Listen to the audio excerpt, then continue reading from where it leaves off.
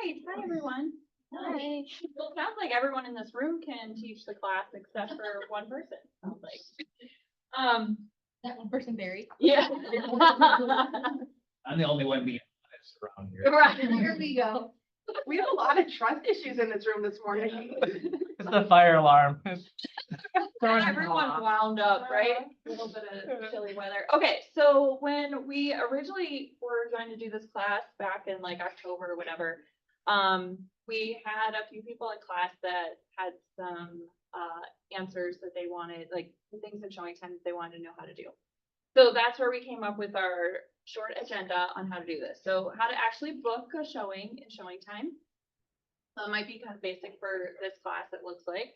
And then like do a smart route into the, when you have multiple showings, right? You can click on the things, we'll show you that. Some of the reports, which seems like everyone's familiar with that. Maybe I can even learn something, it sounds like. Setting up feedback requests or like the new like forms so you can make your own custom ones.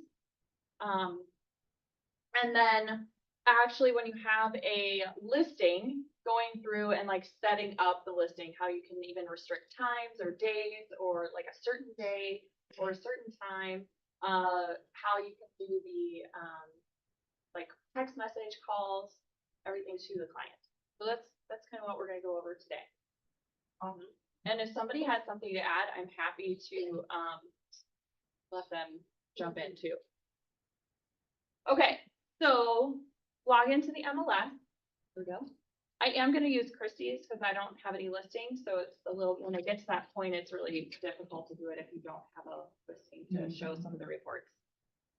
So you're going to come in here to tools and then go to showing time. Oh, I didn't move that one.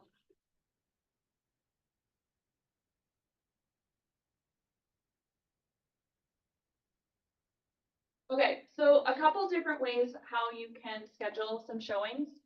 So you can do your search here in the MLS and find the properties that you're going to look for. You can copy and paste the MLS numbers.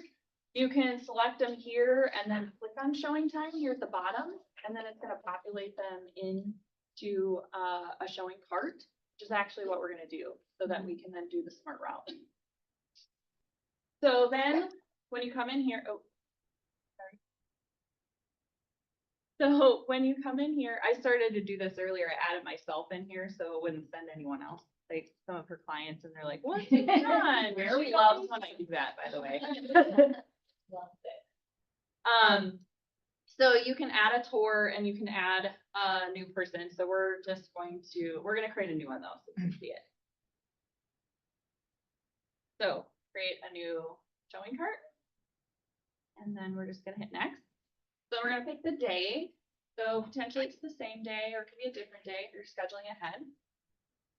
What seems to be going on right now? Are they a lot of same day showings or are you scheduling ahead? I usually schedule it. Yeah, right now. Okay. We're going to schedule ahead, and then you can pick your buyer in here. So you can have them already in here or you can add new.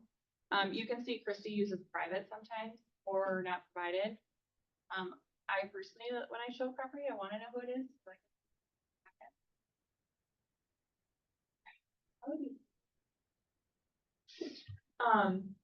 the only problem is I can't actually book the showings because we don't want to mess up listing agents or their staff.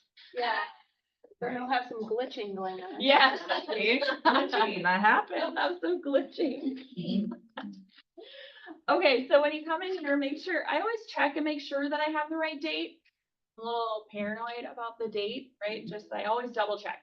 Okay, yes, the 19th, we're good. That's when we're going to do this.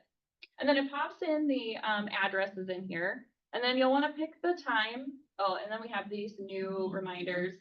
Yes, I have a written agreement with myself. So then you want to pick your start time, right? So we're going to go 9:15 and we're going to go 10:15. Ellie, do you know the answer to this? Kimberly asked me this the other day, or I think it was, I don't remember who asked me, but if you're doing a preview for something, no, Marta asked me, if you're doing a preview, do you need to have any representation? Like the client's not going to be there. I feel like you can just, I think so it's too. being recorded. Okay, sorry, never mind. We can talk offline. She's like, I don't know. You know what? Email Kevin. Yeah. I think the correct answer is to ask your I'm broker. gonna just email him right now. Always the best to Yeah. live above reproach. Well, that's what we talked about. I mean, if you can get it, but like it's an out of state client that she's just starting to look at stuff for, so, but I'm gonna ask Kevin. And I'll report back. So I did a touring agreement. I have my meeting today and I had a, Friday, I did a tour, like a preview. Yeah. And I just did a touring agreement until I could actually get them both to sign.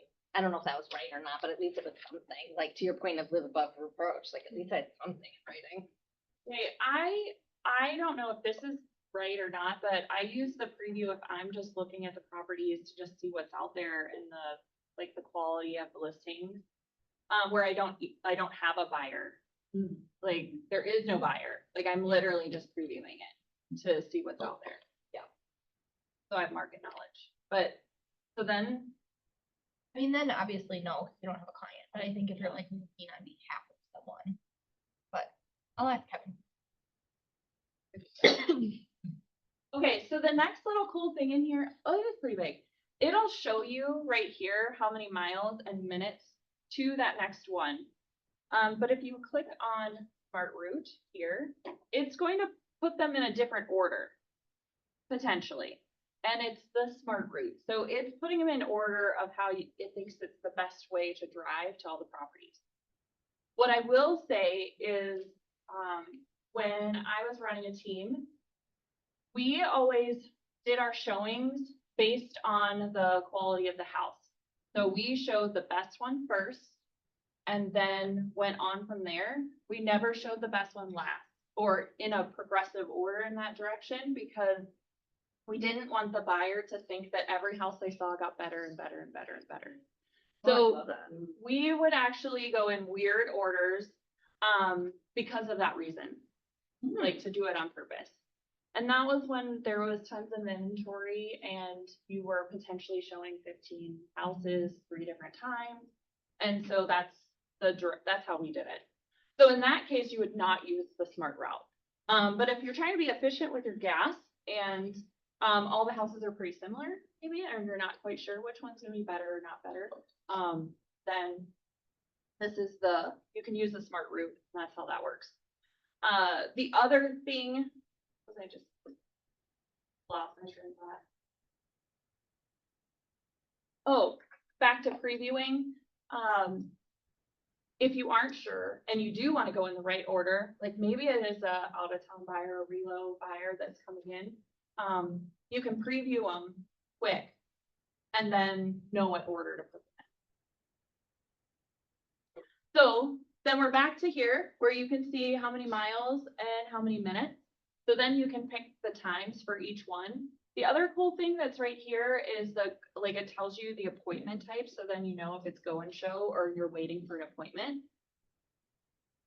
So if you are doing last minute appointments, maybe you want to do the go and shows first so that you know that those are going to get approved if you have to wait a while for the appointment required one. You can also add other stops. So say it is a relo buyer and you're doing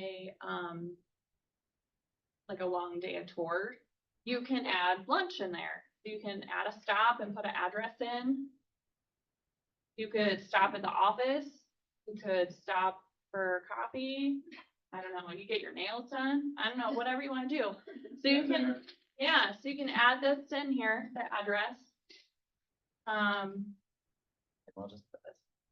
We're gonna stop at Christie's house on the way. We'll just add Christie's address in here. And then again, you can redo the smart route and it'll pop it in there. So that would be last. She's gonna write the offer at her house on the way home. But, yeah, it's really out of the way. So that's how you set all this up. And then you would click down here and send request. I'm not going to do that, but that's where this is where you would get this piece down here. And then there are also like turn-by-turn directions in here. You can print these, you can email them to your client, so you can pull this up. And you have the agent's version, which shows you if it's approved or not approved yet. There's a buyer version here. You can show the directions in here, you can have a map in here. Have all sorts of things. So these are, like, again, we used to put like these little booklets together, especially when we're doing like a tour of 4 or 5 houses. I know we probably got out of a lot of this practice over the last few years.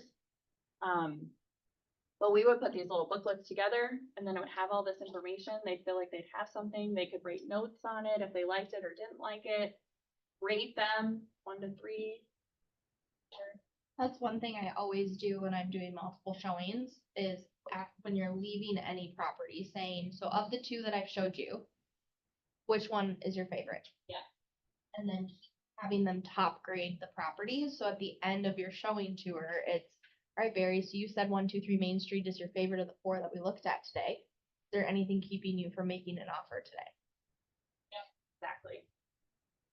You like to, you're sending the schedule to your clients. Do you use the showing time version of that, or how do you, what's your best practice?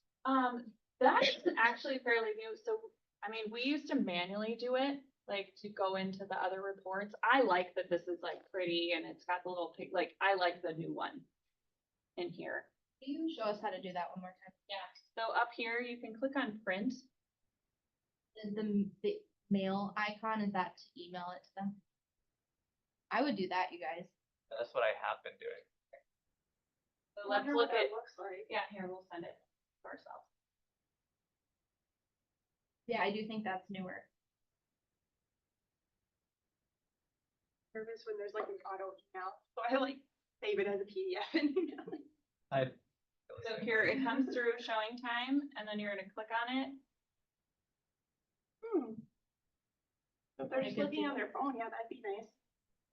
The bummer is though, I bet those addresses aren't or was that a hyperlink? Oh, good. So you could click on directions and then it opened my Apple Maps. That's like. Yeah, I would totally do that, you guys, if you're showing more than one house. Okay, everybody like that? That's also how you book a regular showing. Like, you would just do one though, easier, less properties. All right, so we're good there. Good there. Let's do feedback next. Okay, so in the feedback section, if you click on feedback, then you'll see like feedback that you have on your listings, right? That's the first thing that you see. Listings that you've shown, this would be list like feedback for forms that you have to fill out. And then down here is form design and settings. So you can make your own forms. There are some in here, like for the office that are shared, or you can not share them. So if you have a team, you can make them for the team. Ours are different than the templated ones as a team, just so you guys know. Yeah, we made ours funny and then we toned them down a little bit. But like you can do whatever you want. Like we had them like rate them like steak. Yeah, some people did. It's the sellers that don't think it's funny is the problem. So you have to have the right client. So then we were $800,000 house compared to a medium rare steak. yes. I mean, we thought it was great, but not everyone did.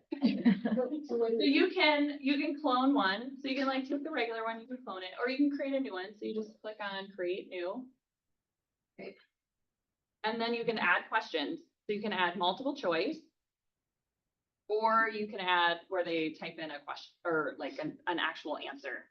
Just super simple. If you don't like the one that you made, you just click the little trash can. Then you just save it at the end. That's it. Pretty easy. Then you can have settings for them. So you can set it as the default for all of your listings, or you can manually assign them as you take in new listings. Then this is important. You can hold for review or you can push automatically. I always recommend hold for review because some agents are not professional and say crazy things. So hold for review would mean you get the feedback, you can read it, and then you can publish it to your seller. When you say not professional. Yeah. I had an agent tell a seller that their home needed to be professionally cleaned, and it had just been professionally cleaned. And it was, I walked through it, it looked great. Yeah, or like there's a smell. And you have to remember, like, sellers can be super sensitive. Sometimes you want them to hear that, like me, but how we have it set right now for the team is that it automatically goes to the seller. If you wanted to change that, like, we can do that for a client, but usually I find, like, even the people that the feedback came back, one, I actually think the agent was under the influence when she submitted her feedback. And two, it was an opportunity for me to have a conversation with my clients around what's true and what's not true about their. I think I'm new, obviously, but I feel like there's so much tiptoeing. Sellers and have their feelings around the house, like, don't we want the buyer's feedback getting to the Welcome to seller? Minnesota. Yeah. Like, if people walk in and think your house smells and you're not going to get any offers on your house because that's the first impression that everyone gets, shouldn't that be? There's ways to say it though. Yeah. I would say, like, so let's say you walked into, like, I recently showed a smoker house. My client, I didn't even finish touring. My feedback was, my client loved the house online. Walking into the property, we did smell cigarette smoke, and that was a deal breaker for her and her asthma. She does have asthma, but even if she didn't have asthma, I would have worded it in such a way that it was, there was a smell of this, and that was a deal breaker for my client.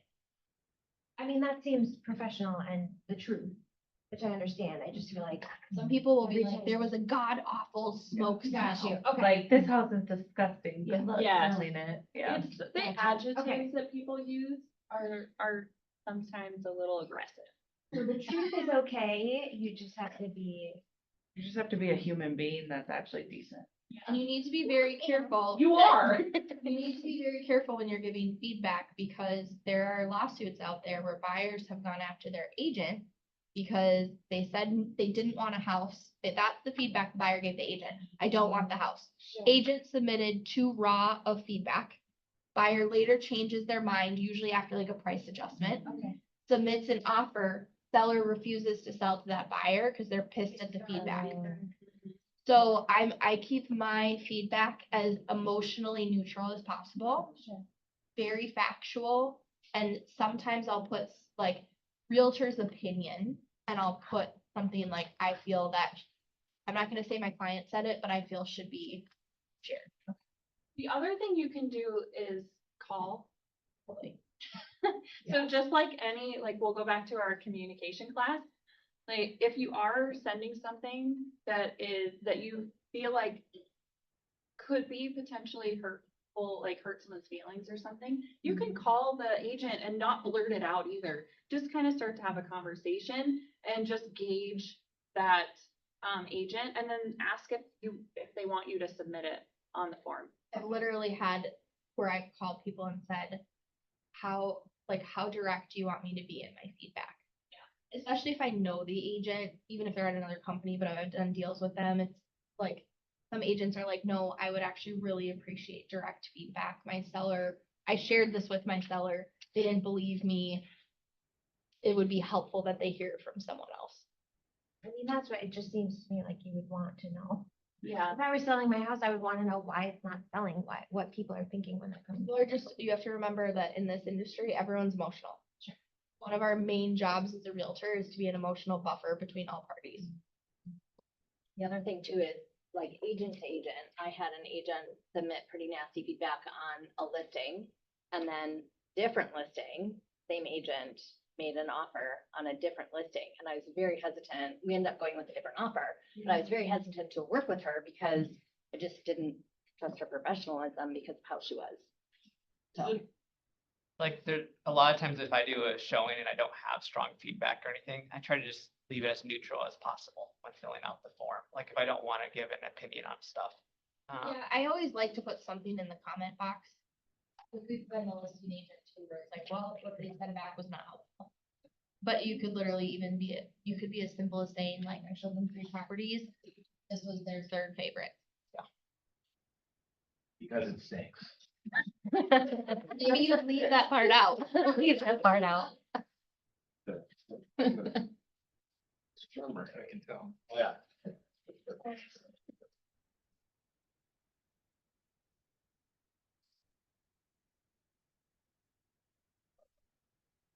Okay, so that's how you do your feedback forms. You can ask whatever questions you want in there and save it, apply it. The only other thing, like what Bethany said, is like she wants it to go through. If you want a heads up, even if you are gonna send it, you're gonna send everything, you can put it on hold and then just send it so that you could call at the same time or know a phone call is coming. When it's coming, and not just at midnight, have a client that's up at late, and it calls it, there's feedback that they didn't like, or maybe that they liked, right? They're calling you, where's my offer? So, We've had a couple. It's one. yes, like as soon as it pops in their inbox, 2 o'clock in the morning, yeah. I do hear that from agents quite a bit as like a TC is that their client called them at midnight or 2 AM. I'm like, Not disturb is your best friend. Okay, so, now you have your listing and you're going to go into showing time to set up the parameters for how people are gonna book those showings, for your listing. So over here on listings, you can enter a new listing, so you can manually do it if you want, say it's off market. Or you don't wanna wait the 25 minutes it sometimes takes for showing time to connect to North Star. You can manually enter it and put the listing ID in there and it'll eventually sync together. That is a little risky that you could end up with 2 of the same. But it just depends. If you have a hot property and you just want it in there and not have to wait, you can manually enter a listing. I'll click on it. So you just come in here, you're gonna put in your information, and then this is where you put the listing ID. This is your MLS listing. And if it's going to be a non-MLS listing, then you would click over here. If it's not, it'll eventually pop in here. Make sense? Okay, so we're gonna come over to listings. We're gonna assume we waited the 25 minutes or whatever it takes to pop in. We do transactions across I should say not across the country, but in different states. And like Florida is instant. They're instant.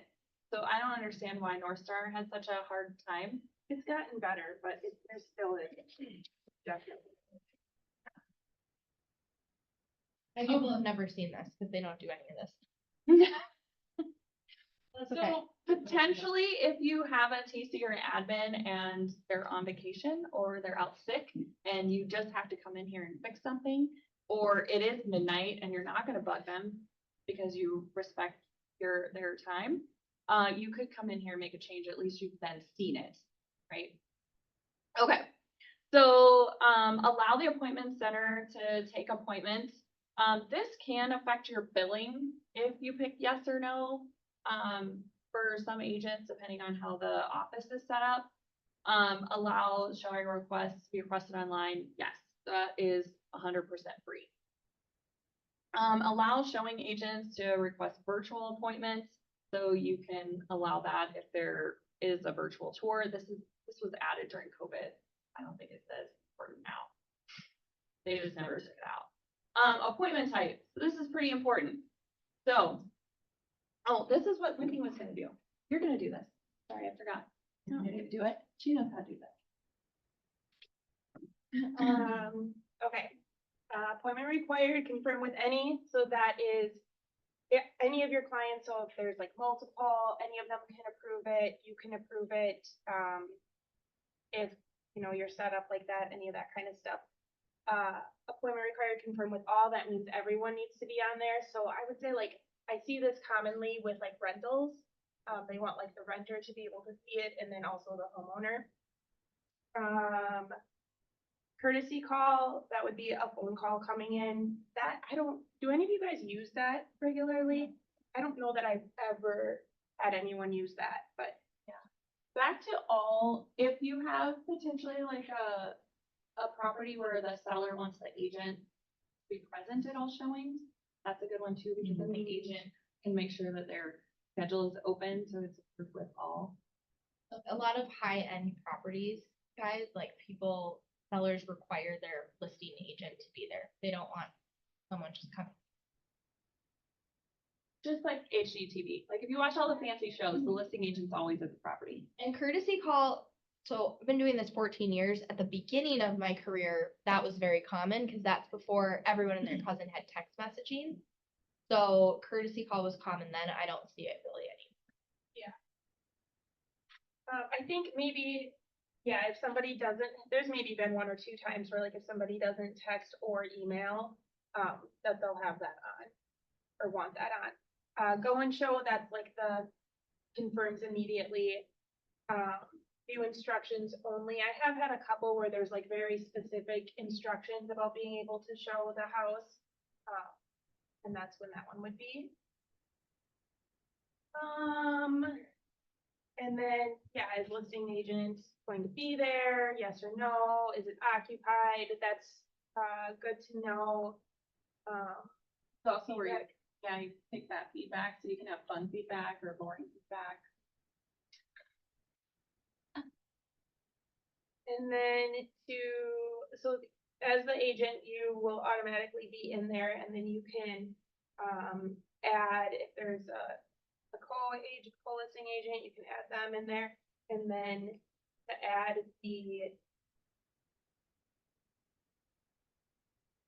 a client, we go in here, and then you can put, if they are the, if they're the owner or not, if they live, if they're living there or not, and phone number. Pager. I did not know that was in there. And I think you have to mark it mobile for it to give you the option to send the text, correct? Yeah. Yeah. Pager. Oh my God, we should try that. They have that technology to still send a. Doctors still have pagers. All right. Clearly firemen though. Yeah, right? We timed them. It took 13 minutes for them to get here. Really would have been Do down. you know what would cause like multiple clients? Like, I've had like 3 listings now where I'm the only one who gets requests for showing It at would have all. been set up wrong in the back end. The Yeah. next time, let me know and we can fix it. Okay, yeah, I was just curious. I'm like, maybe it's just a glitch. There are not as many tech glitches as maybe. There don't know if it's still a thing, but there was definitely a thing where like everyone got unsubscribed from text messages and you had to re-opt in. As agent. Oh, Yeah, just as agents. agents, Interesting. clients, I can't remember, but yeah, I had multiple agents that were like, how come I'm not getting notifications?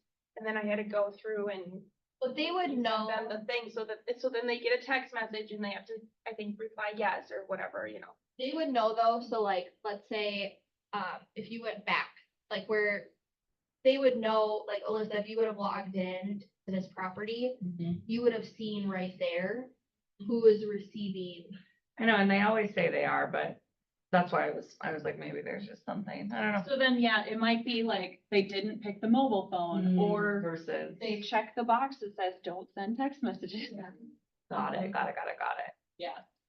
So if we were doing like confirm with all, you'd want to make sure that the agent also was confirming appointments, like if that was a request for this property. Just making sure that you have the correct people selected to confirm versus just getting the FYI.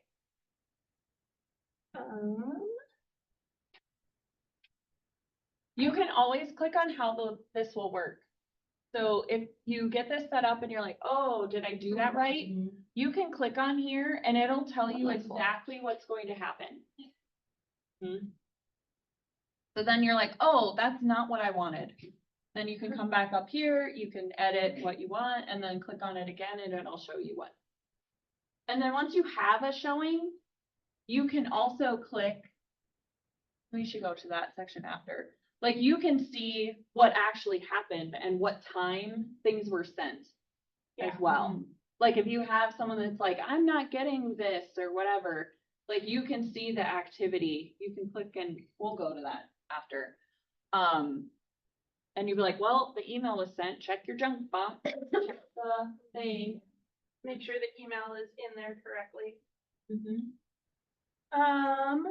And then for setting up like the rules and things like that, so, you know, if you're living at the property, you're probably gonna want some required time. My default is typically 1 hour required, 2 hours suggested. If, like, as a TC, that's what I typically set up, but, usually they'll, you know, whatever it is that the seller wants, just confirm with your seller how much time they think they need. If they have kids or whatever, or they work from home and things like that, then they might need more time, so. And then, to block off times. Did I skip a section? So, the appointment length, everything like that, just, you know, whatever's preferred. Scheduling overlaps, again, what's preferred, tell the showing agent ahead of time versus, only having one at a time. And then you can choose how many you would, if they do overlap, how many you would want to do. Oh, so you're saying that they can not tell you if there's other people there? Correct. I've been wondering why, I'm like, I don't see that there's supposed to be another showing right now. Interesting. That's We weird. allow multiple showings at the same time. No, I know, but this is saying that if there are multiple showings, they don't have to tell the other buyer's agent that there are multiple people in their Yeah, house you at the don't same have to share that you're double booked. Interesting. Yeah, I've just been curious, because I'll be like, wait, why is there a showing here without, because usually it'll say you're, well, yeah, no, you're currently the only scheduled whatever, or the other thing that it says, whatever it is. There are other showings, but interesting. To add a showing rule, so these are always, whenever we do a restriction, I usually do like client requests. But these are the times that there cannot be showing. So like every Tuesday, Mrs. Seller has a meeting from 11 to noon, type of a thing. So then we would put in 11 to noon, repeating rule. And, you know, however far out we need to go. And then Tuesday.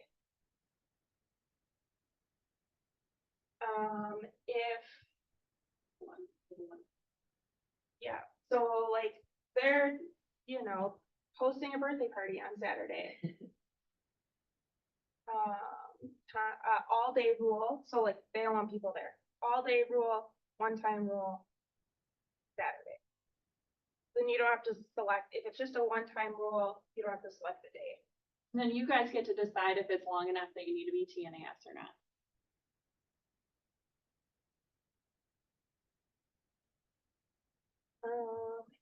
Sometimes it's easier just to do this, like especially with the holidays coming up. Yeah. Like if someone doesn't want showing on Christmas.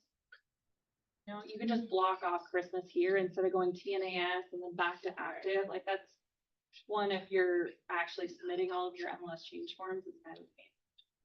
So block it here. And some people use TNAS for contingency. The other thing that I get asked a lot, and it would be really great if Showing Time figured this out, but you can't like lock off for a certain amount of time and then like automatically switch it back. Does that make sense? Trying to think of an example. Like. When do I see that happen? I don't really know what you're talking I know, I'm trying to think of an example. I just know it happens a lot, but I can't like think of it in more detail right now. Do you mean like if it's blocked off and then the agent gets the seller to approve a showing during the time that it's blocked off? No, how do they do that? What do you mean? You can manually send a showing. Like you can, the listing agent can manually do a showing. Oh, I know what I'm talking about. I knew I'd get there, guys. If they want it to be go and show over the weekend, there's no way to do an exception, or I mean a restriction or a change of it being like go and show over the weekend and then automatically going back to confirm with any. Yeah, you can't, yeah. So up here at this top appointment type, you can't switch date, like you can't have certain days with this time and certain days with that time. Which would be really nice. Yes, 'cause that does If you happen a could do that. lot. Yeah, like I'm gonna be at the cabin this weekend. When that happens, I just tell my client I can't manually do it, so that what I'll do is I'll approve them for them. And then I make sure I'm receiving the text. But that's how I've done it. I mean, you can switch it, like you can come in here and flip Yeah. it to go and show. The problem with that though is if an agent is being proactive for the next week and they're booking a showing for next Wednesday, the system will automatically approve that. So You'll still get notified, so they'll still know. Yeah, so timing is super important with that, like, and then turning it back on at the right time when they come back. Yeah. for our team, just because we're all in the room, do not do that and expect the ops team to make a fast change for you Monday morning. That's not fair. So like, if you're gonna change it, you're responsible for changing it back. I've also asked, like, if there's a situation like that, I'll confirm with the agent and I'll just block off showings from like 8 to 10 a.m. Monday morning. And then that gives me time on Monday morning to get in and switch it back so that the seller doesn't have any surprises. But of course, like, make sure that's okay. Did you want to show? The other stuff is like entering like the actual lockbox information, right, where it's located, add notes. And you guys know when people do great showing instruction, right? Be that agent. Yeah. And then like condos and things like that. Yes. Yes, Makes yep. a huge difference. Put notes in there where like the key is to the storage unit or what parking spot it is. Those are all great things to add into your showing notes. And then if you're using a TC or an assistant, make sure they know that, right? They can't read your brain, so you have to share that information so they can add it in. What else is down there? Notes for appointment staff. So if you're having showing time, take phone calls to schedule showings. Again, not super common, but if you are, you could put notes in here. This is for showing time. Like that's for the staff, the 1-800 number here. And then this is, oh yeah, see garage number 58 included with the sale. So now you know if you go to the garage, it's number 58, right? They know that. Christy must have a great TV. She does. Look at that. Uh-huh. Also the directions in here, so this is a condo, obviously, scroll it. And then it says like lobby, like around the back, so it's not like the Google directions, right? Like use I can't imagine people don't use any sort of GPS, right? We use this a lot for just like that, right? Or like go to the side door, the lockbox is on the side door, like directions, or it's, you know, a long driveway or something, like actually directions to get them to the right property. They don't need to really know like 494 to like, Right. yeah, people don't need to know that unless it's like a brand new community. So that's the other Right. thing. If you have new construction and They someone's don't go in GPS. And it's not on the Apple Maps GPS will not yet, get you then, there. yes, write those directions in there because GPS doesn't work in those cases. So use that in that section. Okay, go to, listing activity report. I think that's where we can Yeah, I find think the. that's where it is. Yeah. Okay, so if you come down here, yep, and just, pick one, maybe details. One that wasn't canceled. Like a past showing. Yeah. Okay, so right here. So if you have a seller that's like, I'm not getting my stuff, you can click here and you can see all of the communication that got sent and what time. So if there is, like it says successfully sent, right? And then it even shows they responded. It has all the detail in there. So like the ones that you're saying, like your people aren't getting, you can click right on that and you can see What if is it's being actually sent going or not sent, yeah. They Yep. confirmed it if they declined it or. Yep, you can even see where I think it'll say app, like, so this they did online, so like if the agent did it from their phone, I think it even says it's on the app. Yeah, so like the seller here confirmed via text message. That's that other piece.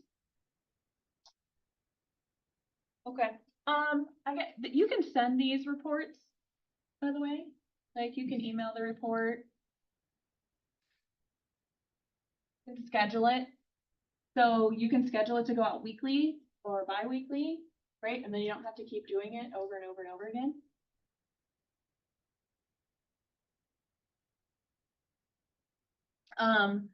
Send notifications.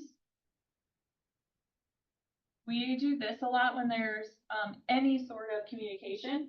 And then this is what I do. I always keep it as a price adjustment. And then I just edit if it's not a price adjustment because it already has all the info in there. Yeah. If you click it to something else, then it removes this all, but you can then just, edit whatever it is, like we got offers, highest and best, whatever it is. And then up here, you can click on, who is going to get that information. Make sure if you do a price adjustment, so if you do your price adjustment in the MLS, and then you come here to send notifications, because it doesn't happen automatically, you're gonna have to change the price to what the new price is. Otherwise, you're gonna send out a notification that has the old price on it. What else is in here? Attachments. So you can add attachments in here, home features, lead-based themes, those kind of things. Then it pops into the email. I'm sure everyone's received those before. So you can only do 5? I think it's 5. 5 in showing time. Yeah. So if you have more than 5, just combine your PDFs.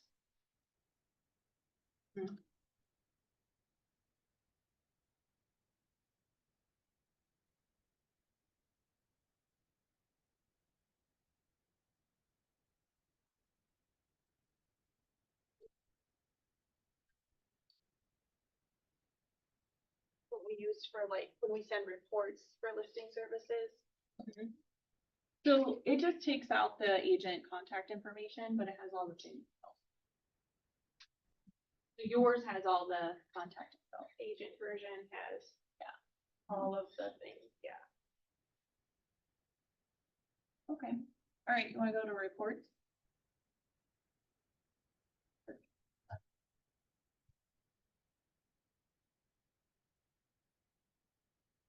Okay. This seems like everyone in the room knows more than I do. So this is okay, so I'm gonna do some of these easy ones first, like market stats. This is going to InfoSparks. So this is a great connection with the MLS just in a different spot. I'm not going to do a class on InfoSparks right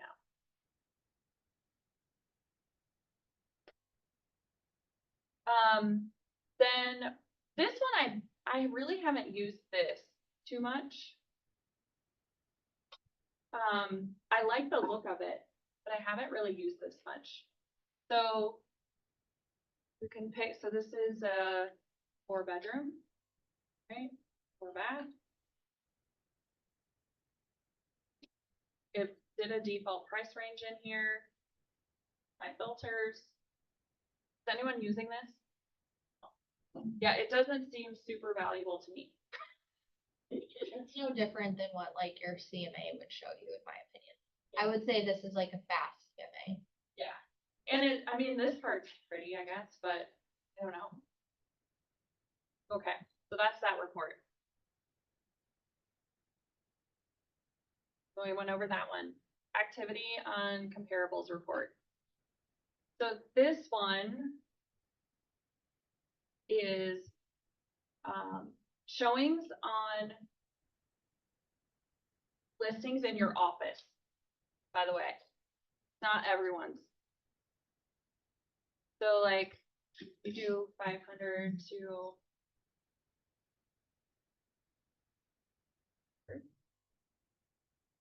last 7 days. These are the showings. Because if you do this, like, here, we'll do this, I'll show you.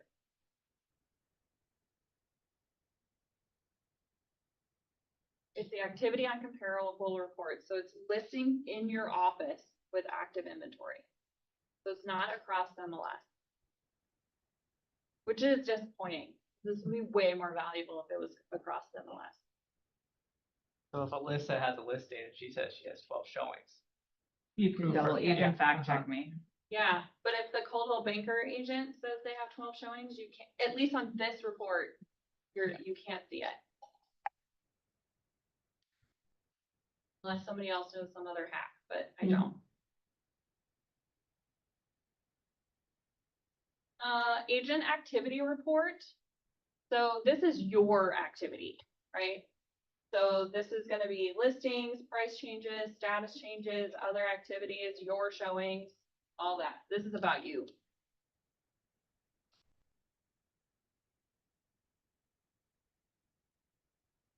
The listings activity report, so this are your listings.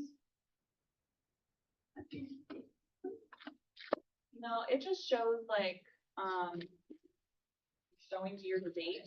Yeah. I wonder. Does anyone use this? Yeah. Okay. What's the final report on that page? All the way down. Sorry, back. I was so excited to meet What? whoever it was. Can you go back to the reports? You scroll all the way down. Yeah. Is that's across all of them, or is that just the office? I think this is across all of them. That's what I use. Yeah, that's the like most I valuable. wouldn't use activity on comparables if that's only our market center. Which I didn't even know that, but target market analysis is all, I think. But now I I'm agree with you. Now I'm questioning that though. So, You are correct, which is why I'm curious. That's what we use. There's no way though, like in St. Francis, there's 6 people in the office all showing. But houses. you, I all right, mean, we'll get there. Do you guys want to skip, or do you want the? no, you're fine. I'll show them. No, you do, I mean, you have people on Zoom, so you should do one, but I mean, you should do whatever, like, go through your whole. Obnoxious in person. Okay. This is the same report that we just showed you. It's just a different way to get to it, right? So it's per listing, got the cool little charts. Right, so that's this one. Go back here, we're almost there. Showings you've requested. So this is similar to the activity report. Feels like a duplication, but it's just your showings. Christy showed me nothing. She's got nothing. Nothing. Oh, now I broke it. Shoot. Take that page. Okay, now we have target market. Yeah, now the good one.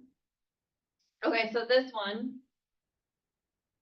Well, let's just do the same thing and see what happens. I believed that this one was everything and the other one was just the office, but let's see. We'll just make it the same weird thing. Oh yeah, it's everything. Because it doesn't give you the people. Not a glitch. Not a glitch. So the difference is, so the other one actually shows you who the agents are that are showing and what property they were showing. Like, it's pretty intrusive. This one is just showing Intrusive. I mean, it is. This one is just showing numbers. There's no contact information. So, you can see in the price ranges, and then you can change the increments, right? So if you wanna do like 50 or 25 feels like the most, maybe 10, I don't know, I would guess 50 and 25 are the most, just 1,000 increments here. So you can use this for hitting certain, like if you're pricing and you wanna hit like the bulk of where the buyers are. If anyone else has any other suggestions on how you're using this, if you're using it initially or using it for price reductions, or to have a conversation with like these showings right here, showings per listing, right? 5. If you've had 20 or you've had 1, like if your numbers on your listing are way different than everyone else. Depending on the price point, I go as low as even a $5,000 increment. Like if it's a $300,000 house, I'll go as low as 5,000 to show them the difference. But like example, when Alyssa and I were using this tool because they were trying to decide if they were going to keep this buyer that was contingent on selling their home, and the listing agent, the person that was representing the buyer buying Alyssa's listing, who also was representing the sale of these buyers' home, wasn't very communicative, and the sellers had not done a price adjustment. And she said, well, they said they're getting tons of showings. And I said, well, do we know for sure? And so then we pulled up the city, and there had been 0 showings in that price point, because you can change the dates. So we Yeah. ran it for the, like, you can even do calendar dates. We ran it for the entire calendar timeline that the listing had been active, and there were 0 showings in that price point. You can make it custom, or you can use the 30 days, 60 days, 90 days. You can use this, I would also use this tool, so use it for a seller when you're going on the appointment and like how to, a pricing strategy, use it as a price reduction, but then use this for your buyers. So Barry, when I asked you like, how many showings does the property your buyers want to write on? I would go pull these stats to see how many showings there are, just so you kind of can roughly gauge. And then what I do is I cross compare and I go into the MLS and I look at the same thing. How many listings are in the city at that price point? Because it might not just be like one listing. Bless you. Right? If there's 2 listings in Maple Grove at $500,000, we don't know if it's property A or property B. And we won't know. We won't.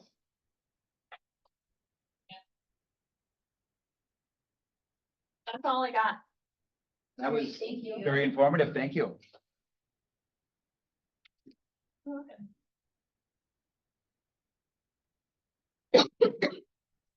This report though is what I would encourage you all to get really familiar with and comfortable with.